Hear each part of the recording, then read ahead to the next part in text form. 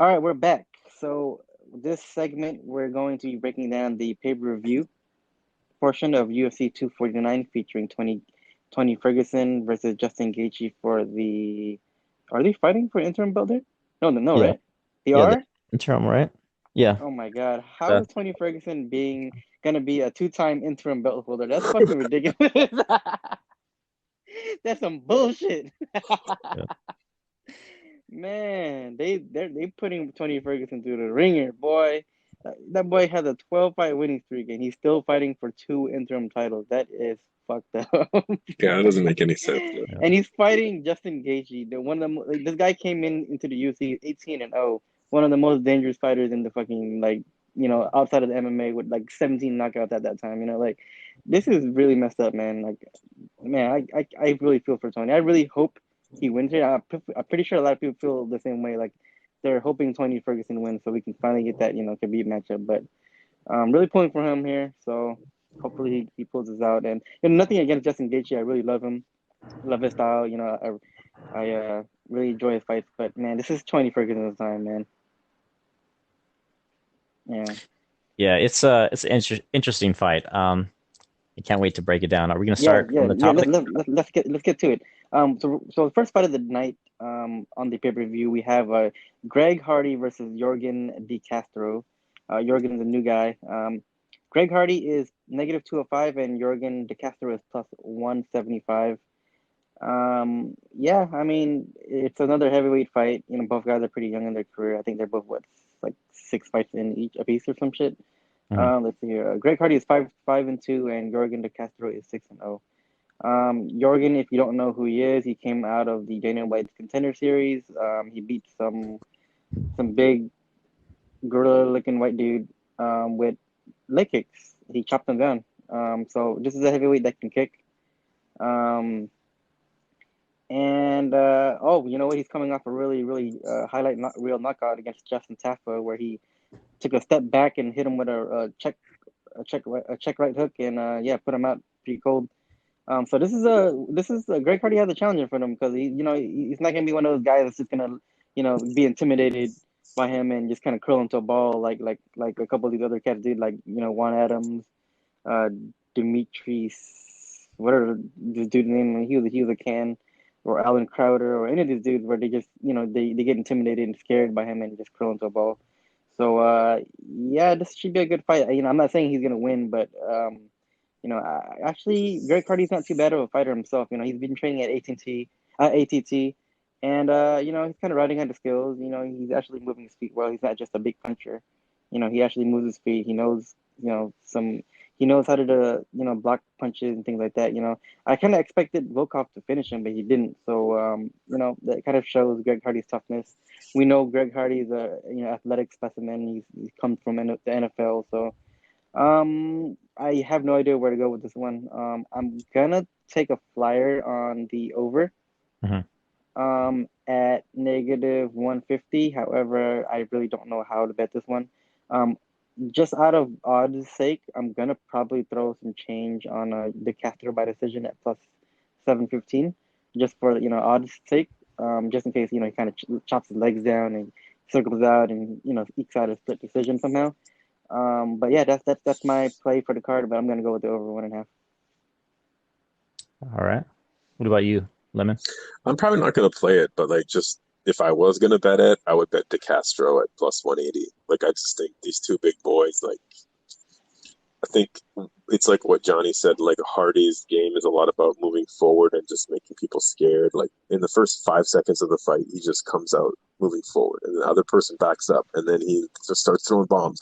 But if the other person's not scared and you know what I mean, they're moving forward, they're throwing bombs, then it's like anybody can land. So I kind of favored, like, I don't know DeCastro to be honest, but I just kind of like looking at his record, looking at him, I'm just kind of like, man, anybody can land in this fight. I don't really like Hardy is not that great of a fighter. He is rounded out a little bit. He's better, but yeah, I think it's kind of a pick 'em, like, or at least not a very steep favorite for Hardy. I would not fade 2-1 on Hardy. That's for sure.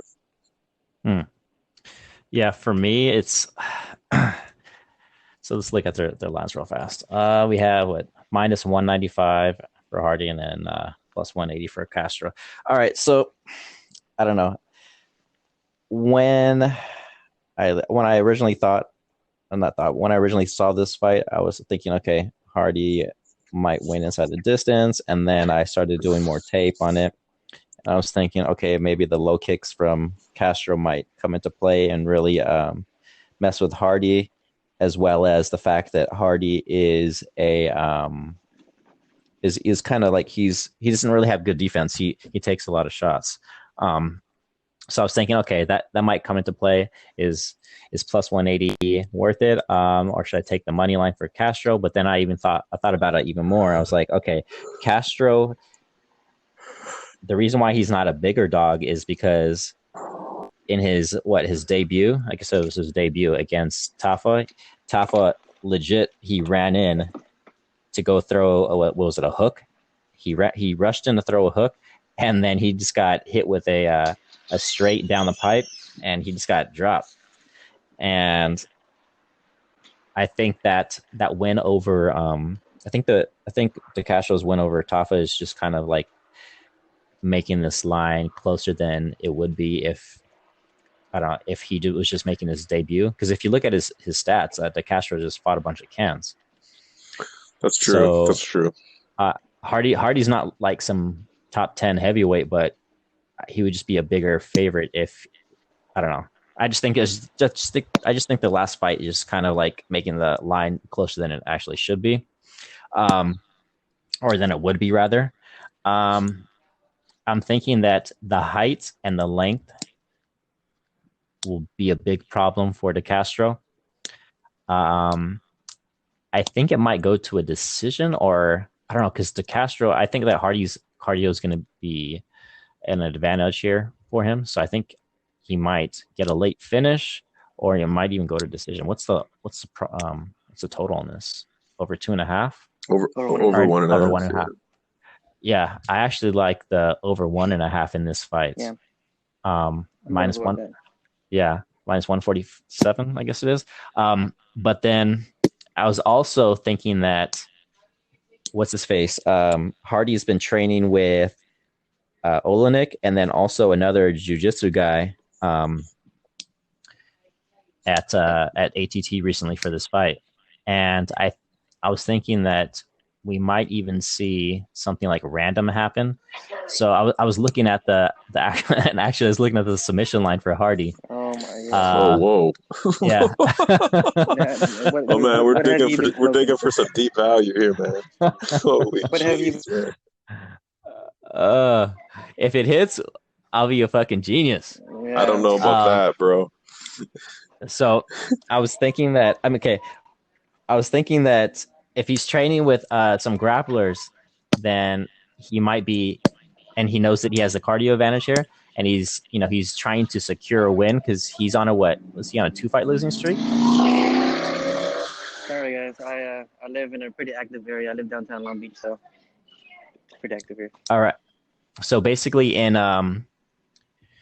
Greg Hardy's last 2 fights, he went to he lost a decision to Volkov, and then before that he should have beat Sassoli, but that got overturned because of the incident with the inhaler. Yeah. So he needs to pick up a win here, and I think that he's going to be using his reach, and we might see something wild here. So what I have for this fight is I think that Hardy's going to win. It'll either be a late finish or even a decision, but I'll just pick the over in that one. So I'm going to bet the over. But what I have right now is I have half a unit on. Actually, no, I have 2.5 units. So I have a full unit actually. So I have a full unit on Greg Hardy by submission at plus 2,500. Yeah, it's a crazy bet, but if it, I just think it's a crazy bet, and I'm a crazy guy. Right. But I'm gonna put some money right now because I forgot to bet it. I'm gonna put some money on the over 1.5, and I'll have at least 1.5 units on that. I don't really get why you guys are betting the over, dude. It's like the under 1.5 is like plus money.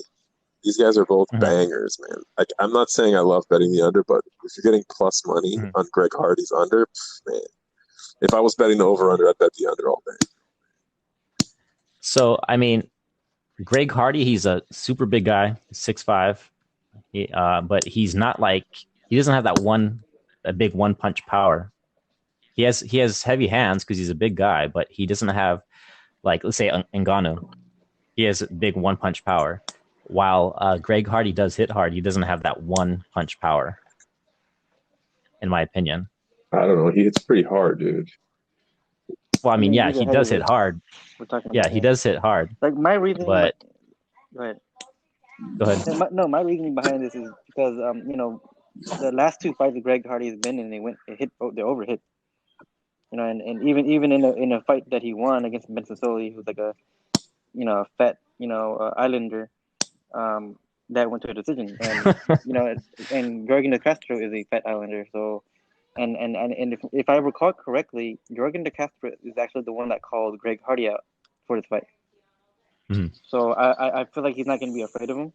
I feel like the more you're afraid of a dude, like the more you're afraid of Hardy, the easier he gets the knockout. And I don't think Mhm. DeCastro is afraid of him, so that's why I think the over is going to hit.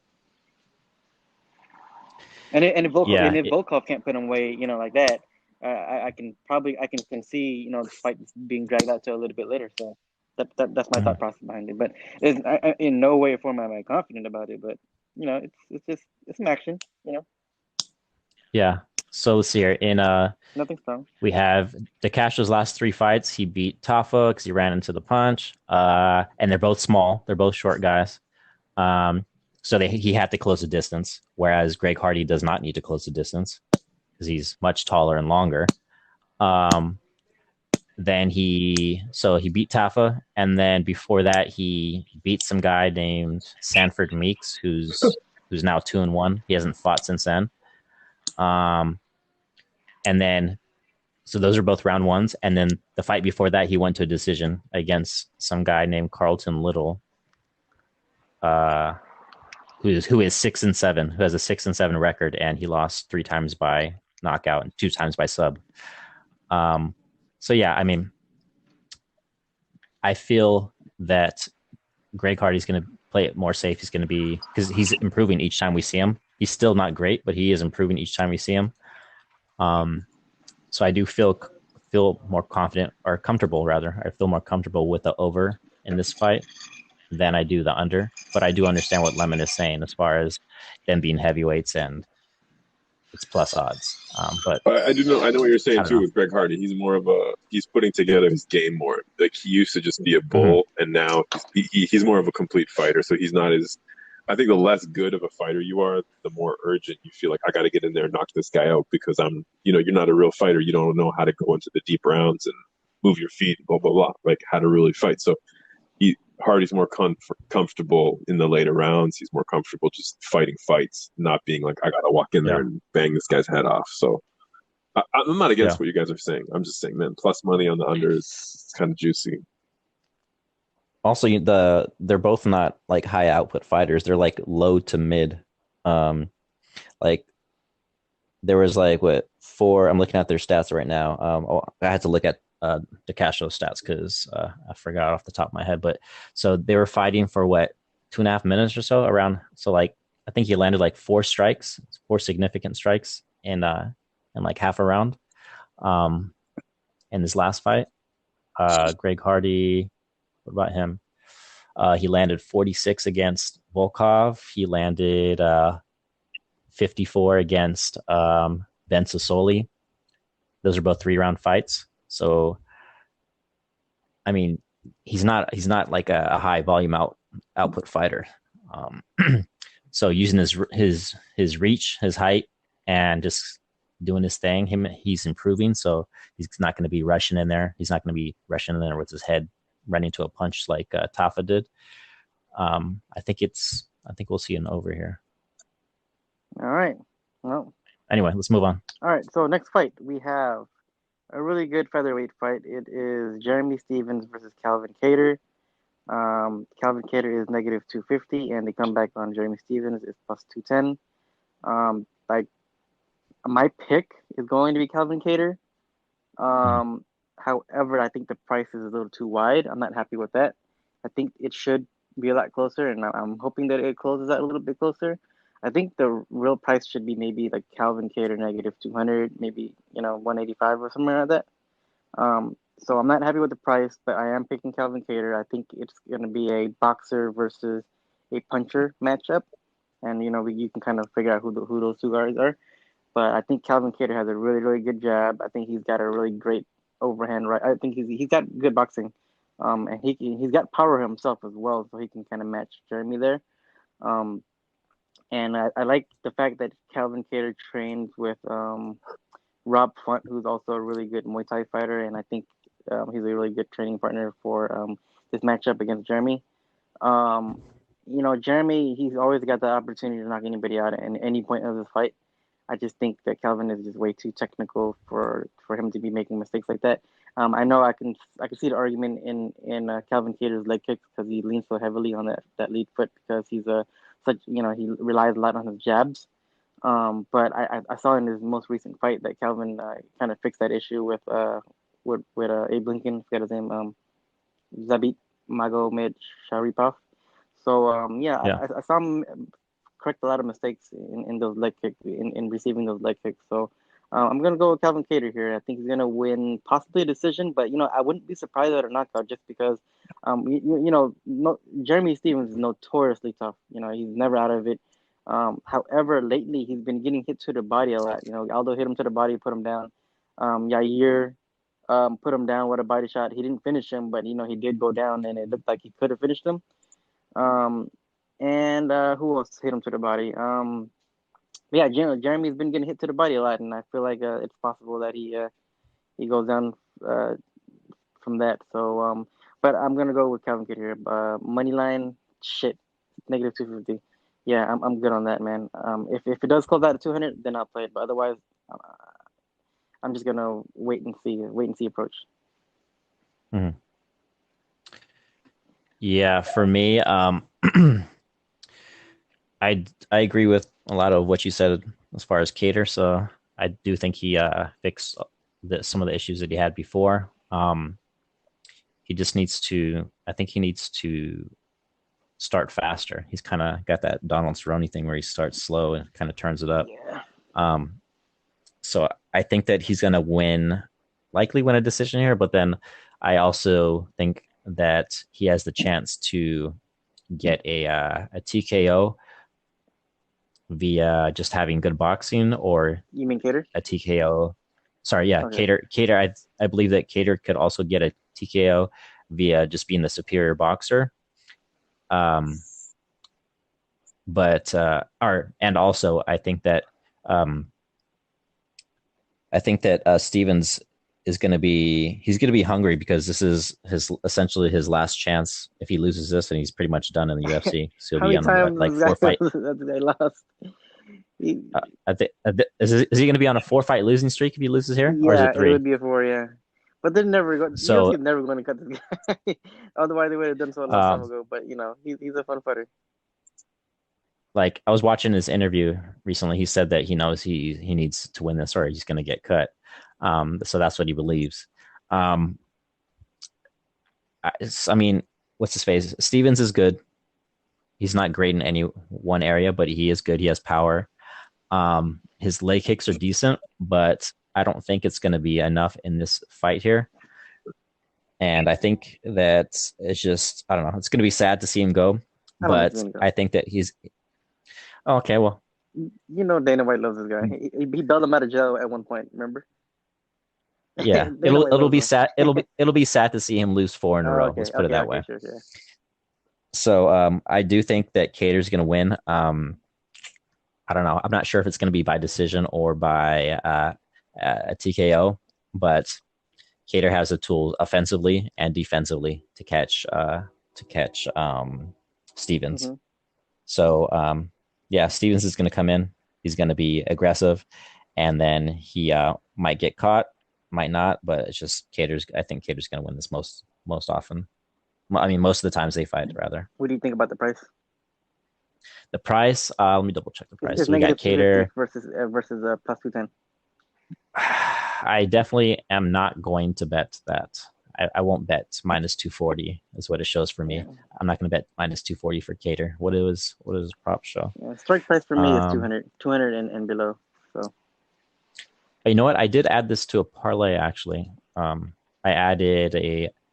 put a long shot parlay, which I will talk about later because there's one fight remaining that we haven't spoke about yet. But I do have this fight as part of a parlay that I'll mention later.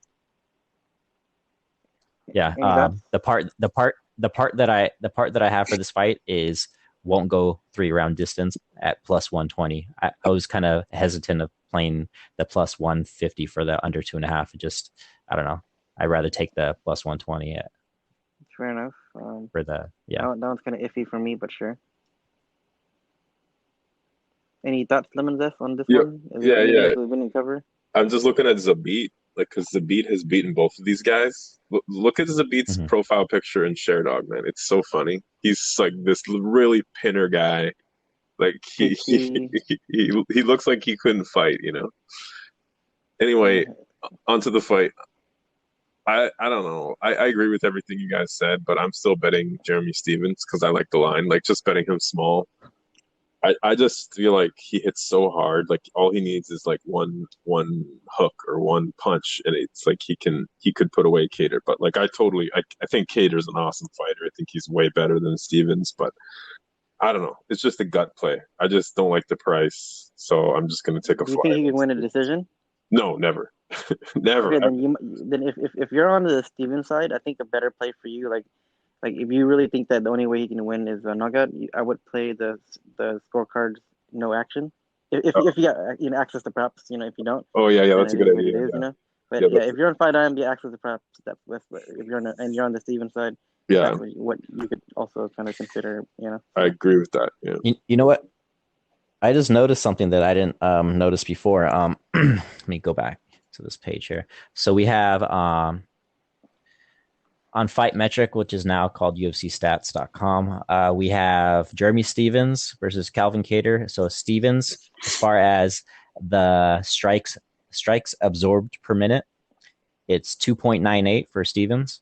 Strikes absorbed per minute for Calvin Kattar is 6.36. Holy crap. Who shit kicked him so hard? Why is he eating so many strikes, dude? So I'll quickly go over his let's see here. We have his first fight in the UFC. He fought against Andre Fili. Calvin Kattar landed 75 significant strikes, and Calvin Kattar landed 75 significant strikes, and Andre Fili landed 73. Against Shane Burgos, Kattar landed 85, Burgos 89. Against in his last fight against Zabit, Kattar landed 80 and Zabit landed 96. And there were some other fights in there also, but those were finishes that Kattar got. I guess you can kind of say that Kattar's willing to bang.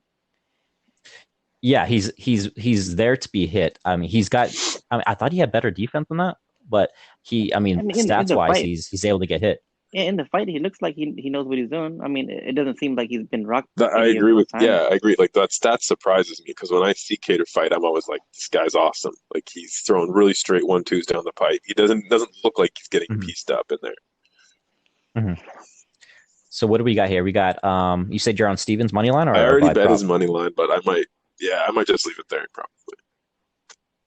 Because we have what's it called? We have Stevens by TKO. KO is plus 465. Yeah, I should have bet that. That's really what I meant. And then we have it, but Stevens inside the distance is plus 450. So it's only a 15-point difference, and it's or like the safest bet is the no scorecards bet, or the KO TKO line or something. Those are all good bets, I think. Riding with Stevens. It's a good fight, though. Let's see here. Great fight, man. Fun matchup. Yeah. This is Calvin Kattar's. This should kind of get him. This should boost his stock a little bit. Getting a win over Jeremy. So, a good banger so far. Just like the last fight, it should be a banger as well. So, and more bangers to come. That leads us into the next heavyweight fight, premier heavyweight fight, if you will. We have Jairzinho Rosenstruck versus uh, Francis Ngannou. Two big African gorillas going after it. Well, actually, Rosenstruck's from South America, but he looks like he could fit in there. But Francis Ngannou is negative 280 versus, and then the comeback on Jairzinho is plus 240. Um, man, these are big Oh boys, yeah, man. these are big boys, dude. This is gonna be a fun fight. Rosenstruck is a good striker, man. Like Ngannou, he's a man. I don't think his technique is there. Like I don't think he's that good when he's still raw to me. He's still really really raw to me. But man, the guy knows how to find you know the sweet spot and just his style is a little awkward to me. But man, if he lands on you, like man, that shit hurts. So Yeah. fuck. I actually I've actually met Ngannou in the bathroom one time before. This dude is fucking huge. This fucker is huge. I didn't I didn't really say much to him, but it's kind of random. But anyways, um, with this fight, I'm gonna go with Rosenstruck just because of the odds at plus 240. When it comes to heavyweight fights, if you got a really good striker like Rosenstruck that can put your lights out, he's got a pretty good arsenal of techniques in his toolbox. So I'm gonna go with him at plus 240. I'm also gonna put a side bet on just out of value sake. I'm gonna put not Ngannou first round at negative 190, just because the fact that you have so many other ways to win that bet, and the only thing that you Mhm. need to happen is Ngannou not to finish him in the first round. And I think Ngannou is a pretty patient fighter. Like even though he knocks out people in the first round a lot, um, like I think naturally he's a pretty patient fighter because you notice that he's kind of a counter striker as well. He doesn't really go first very often. Mhm. But what ends up happening is just some of these guys that fight him are so fucking scared of him, and they end up like doing something stupid, and, like over him, like ducking his head, like leaving his chin right there, or JDS doing some weird ass, like dude threw an overhand right from one side of the fucking cage, turns around and starts running away and gets clobbered, by Ngannou. So I feel like a lot of guys are scared of him, and then they end up getting knocked out by this dude. And I don't think Rosenstruck is scared of him. So I don't see Rosenstruck overextending and leaving himself open to a really huge counter. I'm not saying that huge counter is not going to be the end of Rosenstruck. I feel like it could happen, but I think like just like freaking the Ngannou versus Derek Lewis. They both respected each other's power. So Ngannou kind of froze up a little bit and didn't want to go first, and so I feel like maybe the first round they might try to feel each other out a little bit and just kind of see. Neither guy wants to get knocked out on national television while everybody's at home, watching them fight. So I'm pretty sure they're gonna. Well, I'm not pretty sure, but I can see them being a little more patient in that first round, and then eventually seeing where everything kind of goes. After they kind of find their range a little bit. So yeah, I'm on Rosenstruck here on his money line, and and my hedge to that would be like a Ngannou not first round finish at negative 190. So those are my two plays for this fight. Hmm. Yep. Yeah. So yeah, I've thought so many things about this fight, like different ways it could possibly go down. It's way more difficult than the average person thinks because a lot of people will be like, okay, it's a heavyweight fight. Both these guys are KO artists, so it's going to end in the first round. But then the more you think about it, like how they fought, what's it called? How Ngannou has fought before against certain opponents, and just how he fights in general, and then how what's it called? Rosenstruck has fought in his UFC run thus far. I mean, yeah, it could end in the first round, but then it could easily go over 1.5 and be a boring fight, or it could even just be a decent fight and go over 1.5. So it's like so starting with who I'm siding with. I'm siding with Jairzinho Rosenstruck. So Plus 240. Let's go. Yeah. So basically, what I have now is I have Rosenstruck money line plus 235 for 1 unit, and then I'm I gonna also have one unit as well. Yeah. So yeah. and then I just added right now I just added another unit to his plus 245 money line. It was better earlier, but I missed that line. So basically, I have 2 units at around like 240 ish or so for Rosenstruck. And then I also have another unit on Rosenstruck's decision line at plus 635. I'm not mad at that at all. So yeah, I'm the reason why I chose or I sided with Rosenstruck is because he's the better technical fighter. Mm-hmm. He's fought guys who are way better strikers than Ngannou for years prior to entering the UFC. He has the speed too. He has good counters, and I just think that it's a good matchup for him. As far as it likely will be it'll end up on the feet. There are some people who think that Ngannou might get the takedown just because Jairzinho has been taken down in his first fight against Junior Albini. He got taken down kind of easy 2 times against Albini. And then in his last fight against Overeem, he got taken down twice in that fight. Overeem, I understand the Overeem fight, him getting taken down twice there, but against Albini is kind of not great, and he doesn't have anything off his back either. But I think that it'll likely stay on the feet, and we'll see a fight where Rosenstruck could win and use his technique and his ability to counter way better than Ngannou. And then Ngannou is just pretty much a puncher and then we have Jairzinho, who actually kicks, so he knows how to do low kicks and high kicks. And as long as he has the same issue that what's his face has, Cater. He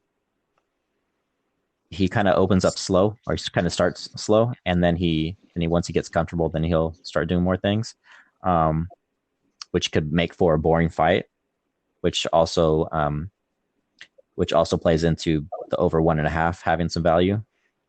But then there is a way for it to end under 1.5 too. Like if Ngannou ends up throwing something and then Jairzinho counters, I could see him getting a TKO that way, or vice versa even. So I mean, there's many ways I see this playing out, but my final pick is going to be Rosenstruck.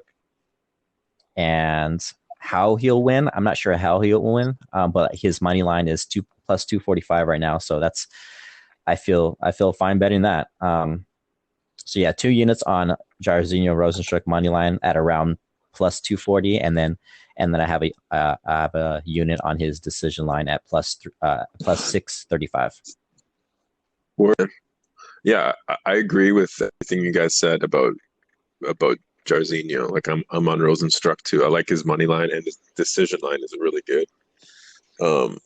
I think I said this before, but I think Ngannou's like hyped too much. Like I think his hype is coming from his physique, because he looks like he has this perfect, super muscular physique, and like his highlight reel knockouts. Like those things are, I don't know. To me, it's like having a great looking physique that doesn't translate to fighting necessarily. You know what I mean? Like Rosenstruck is just kind of like round shaped, but like to me, he's a more complete, more comfortable fighter. Like he's really comfortable in there. You can tell. Like this guy's had a lot of fights.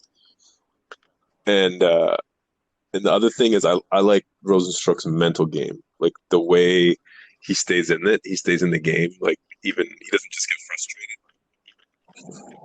frustrated. Because I've seen, like, I feel like if the fight doesn't go the way he wants it for Ngannou, he kind of gets frustrated. Where I feel like with that late KO Rosenstruck had of Overeem, it just kind of shows like he stays in the game the whole time. Like he doesn't lose concentration. He doesn't get frustrated. He's a fighter. Like he pays attention. He's in the game the whole time, and I like that. So yeah, I'm riding Rosenstruck hard. All right. Well, I guess it's unanimous decision here. We're all on Rosenstruck. I mean, what if the price was different? Like, what if the price was a lot closer? What if it was even odds? Like, how would you have to go the same way? I honestly, I feel like Ngannou is under. Like, I feel like he's under. Like, if him, just bet the under. Hey, you're breaking up a little bit, or is it? Yep. Yeah, 11. Yeah. I just So feel say like if again, you you said wanted he's to under bet what? Ngannou, like You said I would just bet the under. I wouldn't bother betting anything else. Like look at his last. Mm. Look at Ngannou's however many last wins you want to look at. But like it's like what his last 6, 7 wins have all been first round wins. Like so, I don't really think he's gonna win in later rounds. He's kind like that's what I mean. Like I'm not saying he's a mental midget, but he's like he's going for the kill, and then if he doesn't get the kill, he's frustrated. That's how I think he fights. Mm-hmm. And he's not. He's like Not just a. not just frustrated. He's like a mid. Sorry to He's interrupt like you. low Not to just mid frustrated. output He's too. gassed out too. Like once he blows his load, then he's gassed out and kind of frustrated. Mm-hmm. Yeah, we saw with in that 5-round fight, we saw that that's that Stipe we're talking Rosenstruck. about, though. Stipe can No, wrestle like a motherfucker, you know. there's that. But like in Rosenstruck's last fight against Over what's him. his face Overeem, like going into that fight, I was like, okay, how is his cardio going to be? I mean, He showed it. I guess we'll see. And then he showed he had good cardio. And Ngannou's striking output is like mid range. It's like low to mid. So he's low. He's basically a low to mid output striker. And what's his face? Rosenstruck throws more strikes. So there's that. So basically, I guess what I'm saying is what KO or I bust, feel like right? I For feel like Ngannou, it's essentially yeah. what I'm saying. I love right, man. before we move on, I love We got it. Rosenstruck decision. I feel like that's such a sleeper pick. Like I love that bet on this card. Yeah. Some dogs. Yeah. Yeah. I wouldn't even mind adding more to it later on, depending on how the night goes. Oh, if for it sure. stays over a plus 200. All right. All right, we didn't Yeah. hear you there, but anyway, let's move on. But yeah, this right. Good fight though. Good fight. This is actually a really meaningful fight as well. So Rosenstruck is on a meteoric rise since he's been in the UFC. So we'll see. You know, I wouldn't be surprised if Ngannou comes out and do what he does too. You know, Donkey Kong style. So we'll see. All right, moving on to the co-main event. We have Henry, the King of Cringe Cejudo, versus Dominic. Dominic, the layoff Dominator. Cruz. Dominic, the layoff Cruz. Henry Cejudo is negative 220, and the comeback on Cruz is plus 180. This is a pretty good fight. I really do like this matchup. However, this fight came together due to circumstances.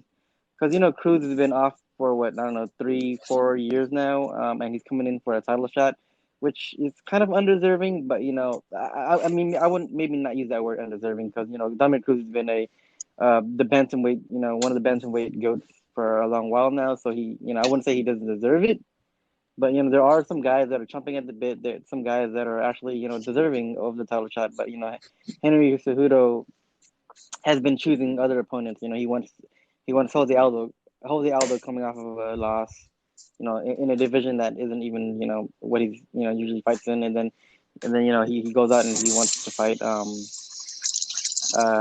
else did he want to fight again? Anyways, Aldo. Yeah, I forgot who else he wanted who was calling out. But anyways, my point being is Cejudo's just trying to get his name on the name on the resume. So it is what it is. However, how they match up is actually a pretty good fight. So my bet for this one here, like I've been kind of going back and forth with it, just because I do see value in Dominic Cruz. I feel like I may end up throwing a little bit of change on him. But either way, what I'm going to do is I'm going to play the over. I think this fight's going to go all 5 rounds. Dominic is a very savvy fighter. He's high IQ. He's not. I don't think he's gonna knock out Henry Cejudo. That's for sure. Just Henry Cejudo has that big Mexican blockade. Then he just won't go down.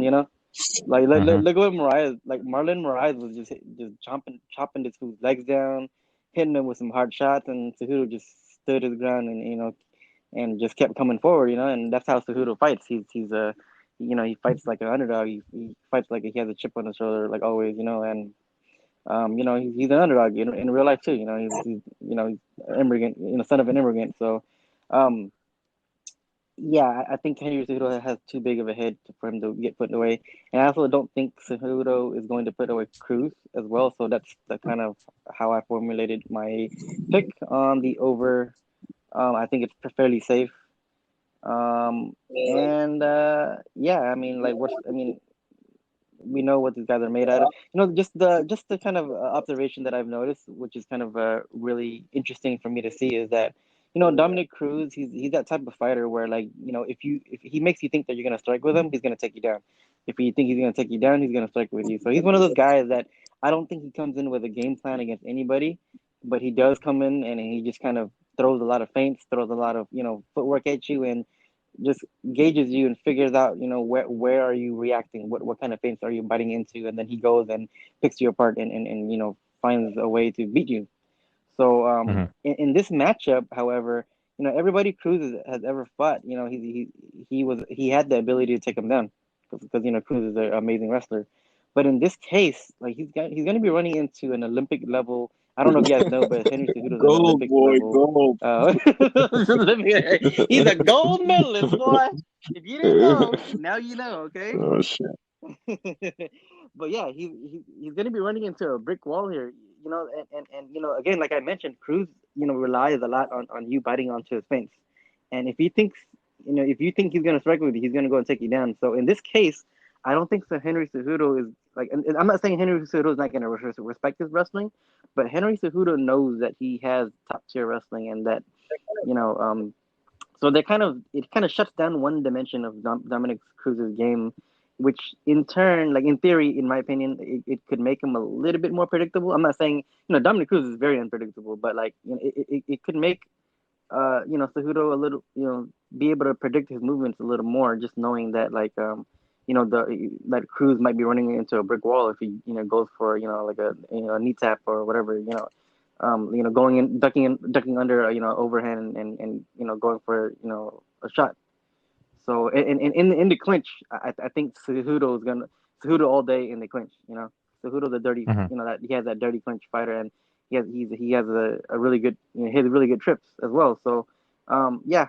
So my honestly, my pick is going to be Henry Cejudo by decision, but my money is going to be on the over. However, depending on how my night goes, I might sprinkle a little bit money on Cejudo by split decision at plus 590, or I might throw Mm-hmm. something on Cruz by split decision on at plus 870. So I Mm-hmm. think if Cruz does win, it's gonna be by split decision because judges they get bored sometimes. So Mm-hmm. yeah, I'm gonna go with split decision by either guy, but my main pick is gonna be the over, and that's that. Yeah, this is gonna be a really good fight. Fun fight. So yeah, it's gonna be fun and good, whatever you want to call it. It's gonna be great. It's gonna be interesting, all the good stuff. So yeah,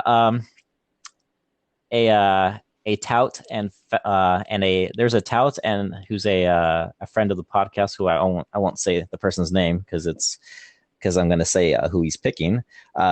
So there's a particular tout out there who's super, super, super confident in Henry Cejudo winning inside the distance against Cruz. So he has 5 units on Henry Cejudo inside the distance.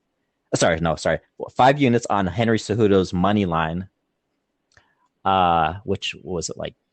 Let me double check that. I'll check it in a sec. But anyway, so he has 5 units on his money line, and then another unit on the under 4.5, I think it was.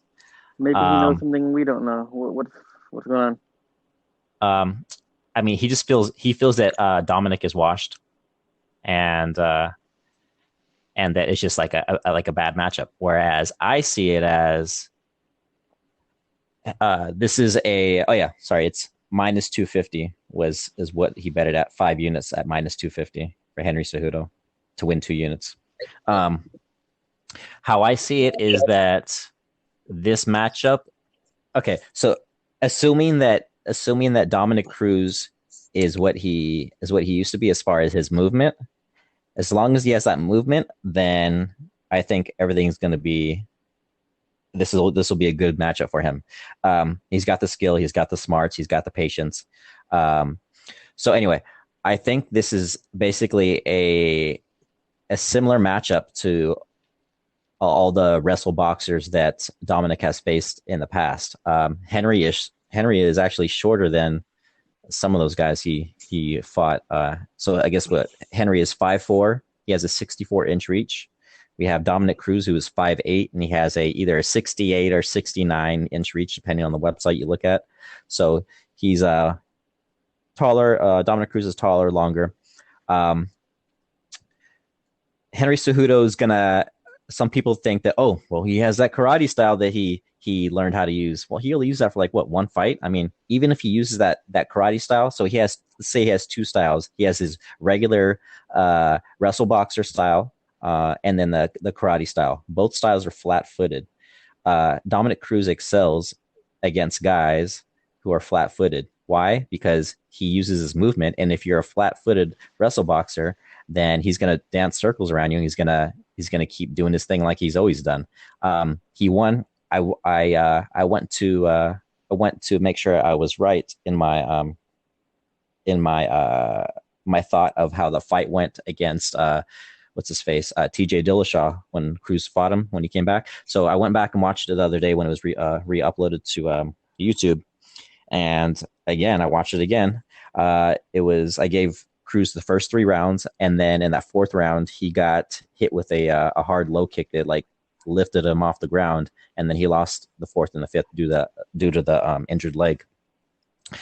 So I think that we're going to see Dominic Cruz do his thing. He's going to come out, do his thing, and he's going to win by decision. I have what? Let me double check here. I have 5 units, so I have a max bet. I have a max bet on Cruz at plus 190. So I have 5 units on Cruz money line plus 190. I just think that he's the smarter fighter. Yeah, I mean, what's his face? Cejudo has the better wrestling on paper due to his Olympic gold medal or whatever. But when it comes to MMA wrestling, he's not. I don't think he's that much better, and I don't think he's going to hold down Cruz even if he gets him down. I think that Cruz is going to use his footwork, his in and out feints, and he's going to land more shots. He has more output than Cejudo. He's not. If Cejudo thinks he's going to do what he did to what's that bald head, the guy who gassed out, Marlon Moraes. Yeah, if he thinks that he's going to do to Cruz what he did to Marlon Moraes, then he's going to be in trouble. I feel confident in Cruz I mean, I have that 5 unit max bet. What's up with your homeboy then talking about the knockout line? Well, I mean, I'm wondering, like, what's he see that I don't? Because that's kind of a bold statement, Yeah, he essentially thinks that Cruz is washed up and that that this is a bad matchup for him. He thinks he's slower, and that what's his face, that Cejudo is just going to be able to use his power and his wrestling, and that Cruz is not going to be able to hurt him, and that eventually Cejudo is going to get the finish. But I don't see it that way. I see it as Cruz being able to, as long as his movement is there, he's going to be able to do his thing like he always does against this type of fighter. I do think that if he fought against Marlon Moraes, that might be a bad matchup because of the low kicks and just the speed and the power. But against Cejudo, I think this is a good matchup for Dominic Cruz, assuming that he's just as fast as he used to be. The skills are there, the mindset is there, everything is there. Just hopefully his speed is there. Let's go, max bet, baby. All right. Hopefully it plays out the way we see it. Yeah. I think I love this fight as a fan. I don't like betting it, because to me Cruz is it's such an unknown. Like, is he healthy? Like, is he still have it? I don't know. So I feel like his health is like a big concern. Like, just even knowing if he's going in 100%, with all his fasciitis stuff with his feet or whatever. So I don't know. I'm pumped to watch it as a fan. I'm not excited to bet it, because it's just such an unknown quantity.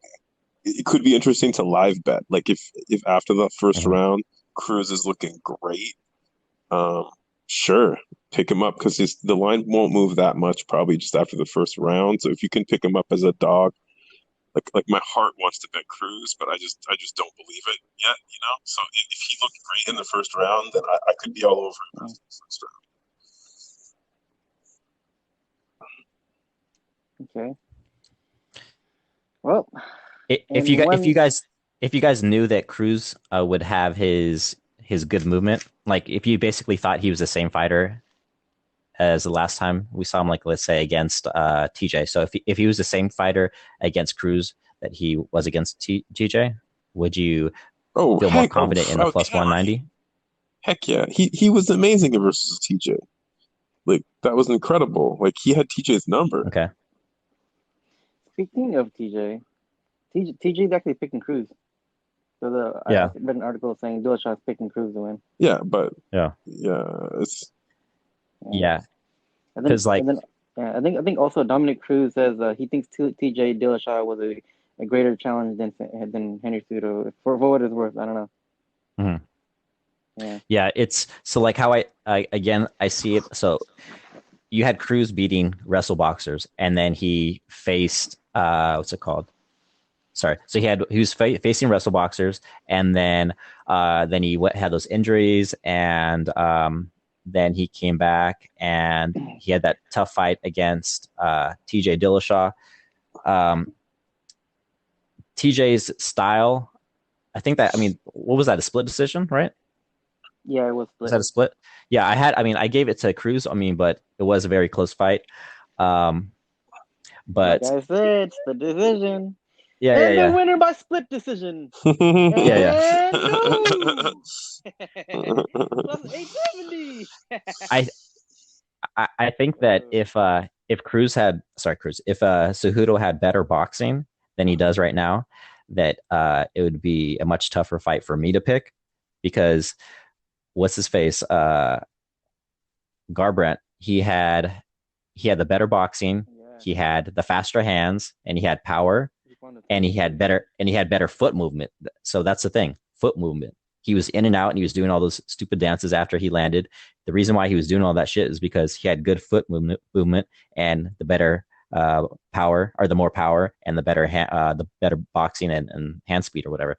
So it was a bad matchup for Cruz. But again, we're going back to the short wrestle boxer um, who is not basically he's not as good as Garbrandt in those areas that I just mentioned, as far as the foot movement and the speed yeah, I and totally hear what you're the other saying. stuff I mentioned. Cejudo was this short, stocky Mexican guy. Moving around a lot is not his thing. You know, he kind of Mm-hmm. plants his feet, and he's like a Mm-hmm. strong, stationary fighter. So like, if Cruz goes in there and his movement looks great, he could make Cejudo look really bad. But I'm not prepared to bet it until I see it. Mm-hmm. That's all. I'm just scared to bet it until I kind of see what Cruz is, how he's moving and stuff. That's fair. Yeah, This might be a I good feel live like bet fight, possibly. Who knows? Either way, split decision plus 870. Dominic Cruz. I'm running it. that's a great price. Let's get it. Jeez. Yeah. All right.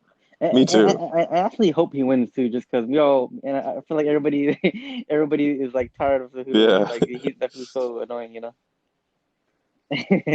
But all respect to him though. He's a good fighter. Yeah. So I'm not even mad at his cringy stuff. I don't mind his cringy stuff, and I think he's skilled. It's just the matchup. Like yeah, if yeah, yeah, anyone's gonna beat Cejudo, this is Yeah. a bad matchup for him, in my opinion. yeah. Hopefully your friend loses his 5 units because I'm betting the over here. So no offense, no offense. Oh man, if he does finish his, oh man, my heart's being broken. Anyways, I'm just kidding though. I wouldn't wish anybody to lose their money. All right, so good fight, good fight. Main event, the moment we've all been waiting for. We have Tony El Kukui Ferguson versus Justin, the highlight Gaethje. Um, man, this is gonna be a very violent fight. This one's for the fans. And this one's for all the casuals as well. Like everybody's gonna enjoy. If you're tuning into this, you're at home. You're stuck at home due to being quarantined. This is a very entertaining fight. there's a meme, or not a meme, but there's a picture out there of all of Tony Ferguson's opponents, all of their faces, all into like a collage, and fighting Tony Ferguson is bad for your health. Let's just say that, Mm-hmm. because nobody's ever came out of a fight with him without getting cut up, bloodied, broken nose, broken face, whatever, broken everything, So, Mm-hmm. and Gaethje is a willing dance partner. He's going to oblige to everything that Tony does. This is a very, I'm gonna go with Tony Ferguson here. I'm gonna pick him. And I'm not too mad about the price at -185, but man, this is gonna be a heart attack special. Johnny's classic heart attack special, because Ferguson loves getting hit. I don't know what his deal, but the dude loves to get hit. Same thing for for Gaethje. Mm-hmm. Gaethje is the Homer Simpson of MMA. Like dude just loves fucking getting hit. And you put those two together, it's gonna be two guys who love getting hit and love to bang it out. Man, those first two rounds is gonna be fucking scary. And honestly, like, I'm not mad at anybody to bet Justin Gaethje, to be honest, Mm-hmm. because I feel like if Justin Gaethje's gonna do it, like how he wins is because, like, either in the first or second, he's either gonna put Tony Ferguson away, just because the dude has the power to knock anybody out, Mm-hmm. or he's gonna like hurt Tony Ferguson so like early on in the fight, and Tony Ferguson was never able to get back into it, and Gaethje just takes over from there. Mm-hmm. However, how I really see it is Justin Gaethje is gonna rock Tony Ferguson in that first or second round, and if he doesn't put Tony Ferguson away, or just kind of like, like put his stamp on that fight to where like Tony isn't able to recover, then Tony is going to be Tony Ferguson in the second, third, fourth, or maybe third, fourth, and fifth. But if Gaethje can't put his stamp on the fight, it's going to be Tony Ferguson all day. He's going to pick at him. He's going to do his thing. He's going to blade him up. He's gonna put the pressure on him, because we know Ferguson is that type of fighter. He's relentless, non-stop pressure, pure cardio, pure drag him into deep waters type fight. And we've seen Justin Gaethje get into deep waters before, and he got put away, with body shots against Eddie Alvarez, and Poirier put him away late as well. So, that's how else. What else can you say about this? Like, those first two rounds are gonna be really scary. So my bet is Ferguson, by third or fourth round finish. Mm. Yeah, that's my pick, but it's gonna be a very scary one. Yeah. Yeah, I see it What the about you, same way. I Lemon? think like the more time I have to think about this fight, the more I favor Ferguson. Like in the beginning, I was kind of like, oh yeah, Gaethje can put him away, but the more time I think about it, I'm just like, Ferguson's whole career is about dragging people into deep water and then just smothering them, and that's exactly what we saw Gaethje lose like recently, a couple times. I'm just like, this is a bad matchup for Gaethje. I think like he's gonna blow, and I think Gaethje even said in an interview, he said, "Well, either I'm gonna knock him out, or he's gonna take me and like sub me in later rounds." Or he said something like that. So I feel like on the mental game and like, Gaethje's a what's that? brutally honest dude. Gaethje's a Yeah, very super brutally honest, right? honest But like, person. and I also feel like Yeah, mentally, like I just feel like mentally Tony's on a different level. Like that whole thing about cutting weight when he didn't have to fight. Like I just feel like mentally he's in a different place. Like I'm not saying Gaethje's weak at all mentally. Like he comes to fight, but I feel like Tony's on a different level. Like Tony's like, you cut one of his arms off, he's still gonna fight. He won't give a fuck. Like he's just on some different crazy level. So I feel like Tony's gonna, yeah, he's gonna.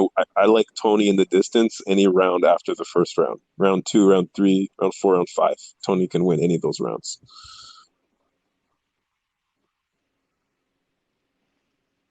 All right. So for me, let's see here. I have another max bet here. So it's going to Go. be 5 units. Holy bit. Justin Gaethje, Wow. the We got a little highlights. controversy here. Ooh, Yes, max bet. That's Why would you max crazy. bet against Tony Ferguson?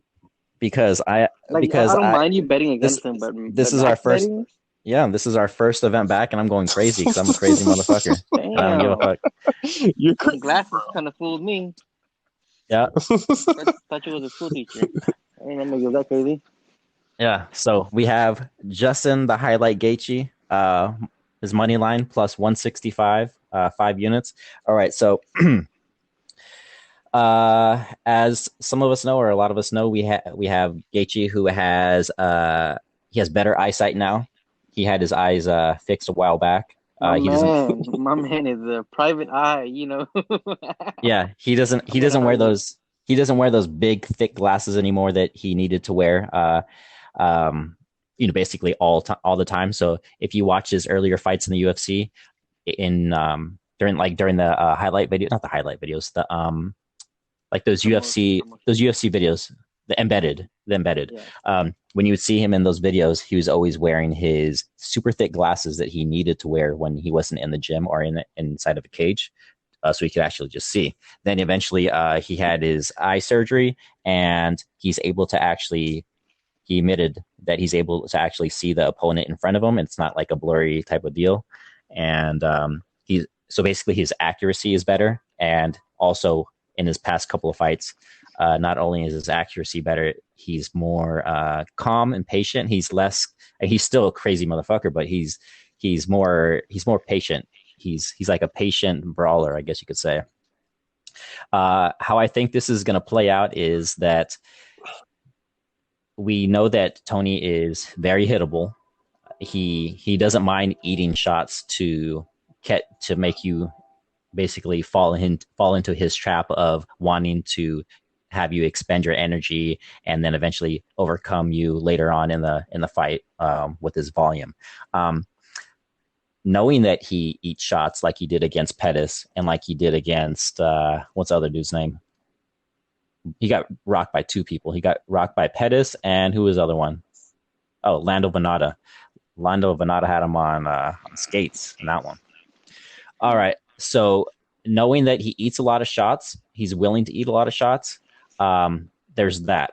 But also, while Tony Ferguson always talks about how, or not even talks, but he talks about and shows how he's crazy with doing all these shin training type of deals, training the shins, and he's got crazy hard shins. I think that when he faces the hardest leg kicker in the entire division in Justin Gaethje, he's going to be slowing down, essentially, is what I'm trying to say. He's going to be eating those kicks in the first round, just like we saw against Gaethje when he went up against the other good low kicker in Barboza. He put Barboza, you put him on blast. He let him know right away, I'm the best leg kicker. Don't even mess with me. And that fight ended fast.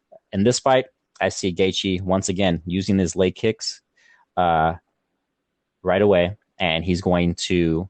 I don't think he's going to put Ferguson away with the leg kicks, but he's going to do enough damage to where it's going to open up Ferguson's head, which is already open, in general, but it's going to open him up, and he's going to be eating some bombs in that first round. And Justin Gaethje is the hardest puncher in that division, and when he has his legs and his face compromised against Gaethje, it's going to be over. Gaethje is going to do what he usually does, but I think that people will be surprised about the way that Gaethje finishes his fight. They're gonna be like, oh my God, they're gonna basically kind of overrate him a little bit and say, oh my God, when he faces Khabib, it's gonna be a close fight. I just think that this is a good matchup. This specific matchup is good for Gaethje, just because Ferguson is willing to eat the shots and he always eats the shots. I just don't think that Ferguson is going to be taking. I don't think he's going to be able to take those shots in this fight. And also the cardio from Gaethje has been improving. Yes, people are like, oh, he has no cardio after round 2 or whatever. But what about round 3 against who was it? He had round 3 against, was it Poirier? Yeah, I think it was Poirier against Dustin Poirier. I think he won the third round, didn't he? If I remember correctly. He lost the fight in the 4th round, but I'm pretty sure he won that 3rd round against Dustin. It was pretty close leading up to the 4th. Yeah, so I think how it went is he lost the 1st and the 2nd or something like that, and then he won the 3rd, and then he got finished in the 4th. So I'm not entirely I'm not really worried about the cardio in this specific matchup, just because again, Ferguson is there to be hit, and he accepts it. So someone like Dustin Poirier and Eddie Alvarez, who both finished Justin Gaethje, those guys have way better technical boxing and head movement than and speed than Tony Ferguson. So I 5 units. Justin, the highlight Gaethje, he's gonna add another win to his win column, and he's gonna be fighting I guess Khabib whenever Khabib comes back to the argument US. is like it's a good argument, like if Ferguson stands in front of him, like Gaethje hits so hard, like his punches and his kicks are incredibly hard. So nobody can take that many of those. So it's what you're saying is true. Yeah. Ferguson has to have better defense and move more. Otherwise, he could be in for a bad time. Mm-hmm. Yeah.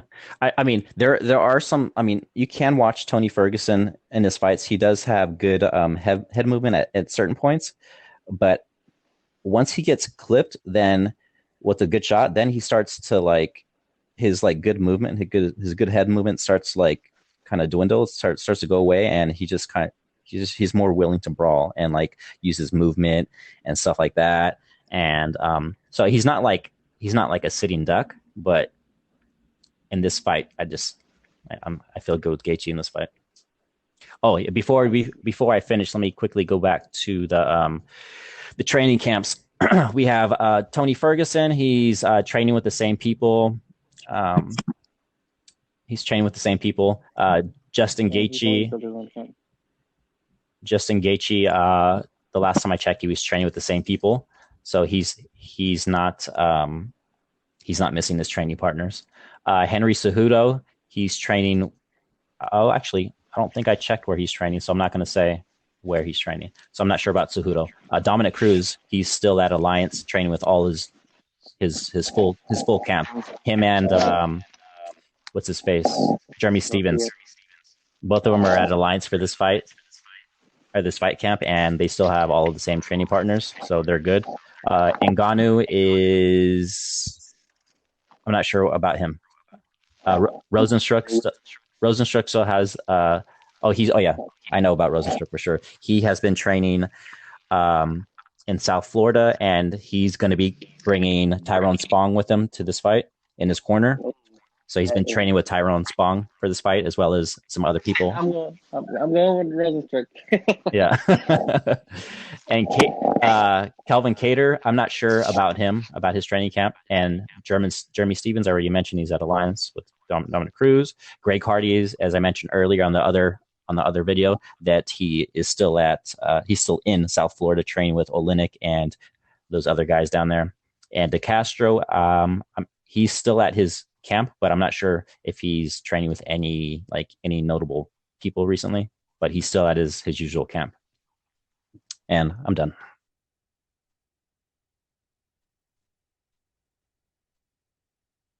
Whoever's talking right now, the audio cut out. I think it was Johnny. So we'll wait a minute for Johnny to get back. But yeah, I mean, that's I'm pumped for the main event, dude. Like Gaethje Ferguson, man. Just as a fan, like my bets were all on like round 2, round 3, round 4, round 5, Tony Ferguson finish. But like they're just small bets. Like I just want to watch the fight. Like whatever happens, it's gonna be a history maker there for sure. Yeah, I mean, if we didn't have like nearly 2 months off from betting, then I would have said, okay, maybe like 1 or 2 units on like Cruz and Gaethje each. But I mean, it's kind of like when you finally go to like a theme park, or you're a kid in the candy store. You're like, oh my God, I can't believe I'm here. This is great. I need to get everything. I hear you, man. So, I mean, while I do have 5 units on each of these bets, my online units are different than my like when I go to Vegas. I don't even worry about units. I just put like 100 here, a few hundred here, or like I mentioned earlier, that big bet on Ketlin Vieira.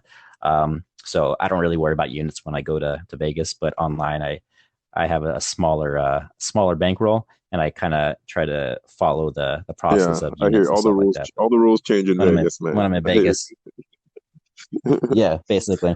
Yeah, well, maybe we should wrap this up. I don't know what happened to Johnny, but he dropped out. But I know Johnny's gonna come back with another podcast maybe tomorrow to just recap all his bets. Like, just he's gonna do a short cast, just recap all his bets. But we could probably wrap this up.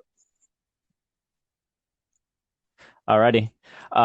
So let's see here. I guess we're gonna be having so after the Saturday, we're gonna have what, two more cards? Was it Wednesday and I think Saturday? so. Yeah. Is that what's going on? So we have what?